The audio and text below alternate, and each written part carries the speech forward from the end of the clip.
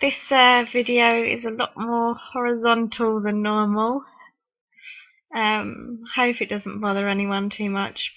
If it does bother you, maybe hold your laptop or netbook up this way a little bit so that I look like I'm sitting up straight.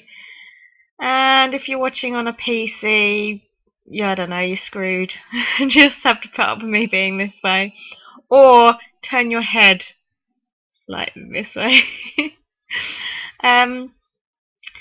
Yeah, so I'm horizontal because I don't really feel that great today. Didn't sleep well, got quite bad pain, and I think I'm getting a cold as well. I'm on antibiotics at the moment, and for some reason, whenever I go on antibiotics, I think it weakens my immune system because it wipes me completely and makes me really unwell. That's not the point of this video today. Before we start our really regular fortnightly videos, I wanted to just finish the rest of my story because I know I did a video where I explained how I got unwell and how I got diagnosed, but really that's just the beginning for me. And I wanted to just, in a succinct way, talk about the years that came after that, because that was sort of 4 years ago that I got diagnosed with POTS.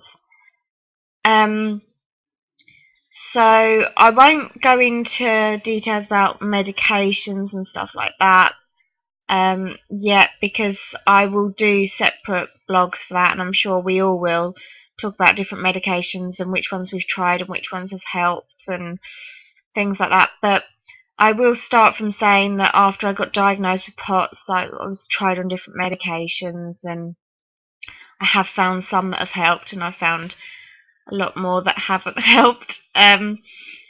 But after I was diagnosed with POTS, I was almost immediately sent to another hospital to see an Ehlers-Danlos specialist. And at this point, I'd never heard of it. I had no symptoms that I knew of, although I did have symptoms, but none that bothered me, none that caused me any real problems. And when I googled it on the internet before my appointment, I was pretty positive I didn't have it, because I didn't really feel like I fit the criteria. I'm not tall, I'm not skinny, I don't think I'm particularly flexible. I've never broken bones for no apparent reason. I'd never dislocated joints or anything like that. And so I went pretty much expecting for them to tell me that it was fine and that I didn't have it. Unfortunately, I got a bit of a shock, because it turns out I am quite flexible in certain places. Mainly my arms and hands and hips. And my spine's pretty curved, which has caused me no end of problems since my diagnosis. My feet are flat, which causes more back problems. And now I do get a lot of subluxing in my joints, mainly my fingers. And my skin is very stretchy. A lot of POTS people tell you that's a good symptom. I bruise very, very easily, like peach. A lot of times I sort of will getting dressed and realise that I'm covered in huge bruises, and I have no idea how I got them. I haven't knocked myself, haven't fallen, and yet I'm just covered. And there are other issues like anaesthetic being less effective and stuff like that. But so I was diagnosed with type 3 Ehlers-Danlos. And at the time, like I said, no real problems. It was pretty much about 6 months after my diagnosis that I started to get a lot of issues. And I think it was from prolonged bed rest that sort of instigated a lot of my problems. So the elastanos may have been helping or causing the POTS, and the POTS made my elastanos worse. So it was a vicious cycle, because laying in bed for long periods of time triggered something in my back that started to make it really bad, and I've suffered from that on and off ever since. And also things like being at home constantly on the computer because I can't work, so I'm doing university stuff and things from at home on a computer, means that my fingers and joints of my fingers are much worse, and I'm having to constantly type and stuff like that. And really, to manage that, I had a lot of physio, which I'm not allowed to have anymore on the NHS, and also Pilates classes, which are really good for strengthening your core muscles. And that's pretty much all I can do to keep that at bay and try to keep it under control. But even after I was diagnosed with elastanos, it sort of went slowly downhill with other aspects, because not long after that I started to get really severe pelvic and lower stomach pain, and I saw Laura's video where she talked about hers, and I found it quite interesting because I suffered so badly as well. And the first port of call for the doctors was to check ovaries, check my womb and things like that, because it was sort of pelvic area pain, and they thought that's the most likely thing in a woman my age. And I had, the pain was so bad that I didn't actually mind going through laparoscopy and a cystoscopy. They found old endometriosis, which they lasered away. They ablated the nerves to my uterus to see if that could help, because I was in such pain. They also found adhesions to the wall of my stomach and my liver and bowel, which might have been caused by endometriosis, I don't really know. And also my bladder was very inflamed and infected, and after the operation I spent about 3 months straight on antibiotics, and I've been on anti-inflammatories for the last 4 years, so that was just a constant med anyway. And my pain wasn't getting any better, and so about 4 or 5 months later, still suffering really badly, I had to go back, and I had a bladder scan, and it showed that the wall of my bladder was really thick, which indicates an overactive bladder, which I could have told them without a scan, but they needed to do it to get an official diagnosis.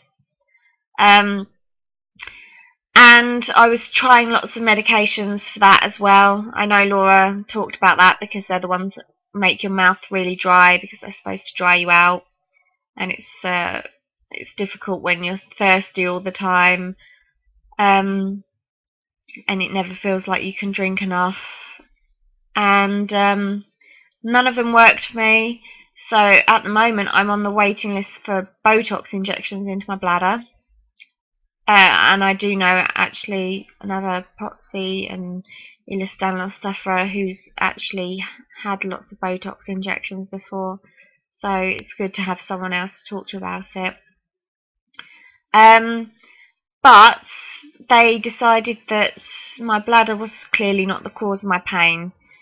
And whilst I was waiting for a referral to a gastro specialist, I was suffering so badly that I was rushed into A&E, and they said, "Oh, actually, we think it might be your appendix." And I thought, oh, imagine if it was just something quite simple like my appendix.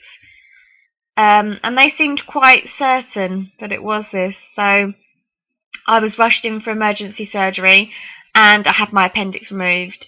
And when I woke up in intensive care, they said to me, well, it wasn't your appendix, but they did find lots of uh, blood in the area near my ovaries, and they said that they think I possibly had ovarian cysts which might have burst and caused pain. So I was sent to a different hospital, and I had more scans of my ovaries and my room, and it did show that I had ovarian cysts. And because I'd just had surgery, they said we'd rather wait and see if the cysts go on their own, which they do, they come and go, rather than operate to remove it, because it's another stress on your body. So eventually I was sent home. Went back a few months later, cysts are gone, pain still there, typical. My gastro specialist has been really good, but it's been a really long process because I had to start with the most severe tests. So I started with endoscopies, colonoscopies, esophageal manometries, the really invasive, horrible tests. And my endoscopy found hiatus hernia, but I was told that lots of people have it, it's very common, and it's almost certainly not going to cause any kind of pain in the area that I was complaining of. So that was discounted. Colonoscopy and esophageal manometry results were completely normal. I had a barium scan to check for gastroparesis, which is where you eat radioactive food and they scan your stomach to see how quickly you digest food and whether your stomach's functioning properly. And they said my results were okay. They didn't show anything which I should be really concerned about or that was particularly worrying. And so I was back to square one again. And it just so happened that randomly one of my doctors tried me on a tablet called lapranazole, which I didn't even really understand what it was doing. I thought it was something which sort of coated your stomach and protected it a bit more from constant medications and from certain food triggers. And so I started taking it and noticed immediately that my stomach pain improved, and was delighted. And when I tried to stop it, all of a sudden the pain would come back very badly, and also I'd get a burning sensation in my throat. And at my last appointment with my specialist, I asked him about this, and he said that it basically tells them that it's all caused by acid problems. Lapranazoles and acid were present, and the burning in my throat is acid reflux. So the pain in my stomach is probably acid. And so we've upped my dose of that medication, and things have been much, much better with that. So that has been a relief that I've sort of reached the end of that, because this has been a 2-year ongoing upward battle where I just got posted and pushed from one department to another, from test to test, operation to operation, and that brings me to where I am today with my POTS and my Ehlers-Danlos and my bladder and my stomach, which are all related, all linked, and so that's pretty much got you level with where I am. So I think that's going to be all for today, because I'm so tired. And actually, I'm looking at the time, and I've just talked for 15 minutes straight. Such a ranter.